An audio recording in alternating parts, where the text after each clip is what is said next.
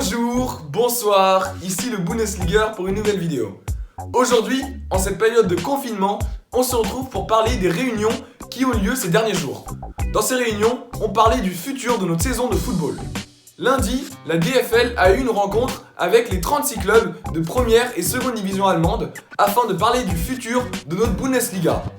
Et donc ce qu'il faut retenir de cette première réunion est que les clubs veulent se tenir au plan A, c'est-à-dire recommencer à jouer début avril dans des stades vides. Cela paraît à ce jour, encore une fois, impossible. Mais les clubs veulent se tenir à ce plan car financièrement, pour certains clubs, cela devrait être très difficile de ne pas jouer pendant plusieurs semaines, donc n'avoir aucune revenu tout en continuant à payer leurs joueurs. Et c'est là que se pose la question, est-ce que les joueurs ne devraient-ils pas renoncer à leur contrat ou alors est-ce que les clubs devraient-ils recevoir de l'argent de l'État ?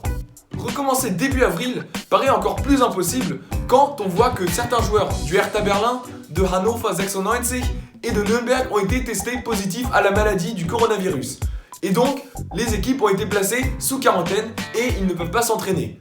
C'est pour ça donc que la semaine prochaine, un nouveau meeting est prévu afin de refaire le point sur la situation et probablement évoquer un plan B. Donc pour la Bundesliga, la décision finale devrait être encore à revoir. Et du côté de l'UEFA, mardi, presque tout a été clarifié. Déjà, l'Euro 2020 est repoussé d'1 an. C'est une mesure historique. Cela n'est jamais arrivé dans l'histoire. Mais ce n'est pas une immense surprise. Comme les saisons des clubs ont été repoussées de quelques semaines, elles ne se termineront qu'en été. Et c'est donc logique de repousser un grand événement footballistique comme l'Euro d'1 an. En plus, c'est important aussi pour des raisons sanitaires. Car aujourd'hui, tous les pays en Europe sont touchés par la maladie. Et cet été, l'Euro aurait dû se jouer dans plusieurs pays européens. Pour les compétitions européennes telles que la Ligue des Champions et l'Europa League, on n'y voit pas encore clair.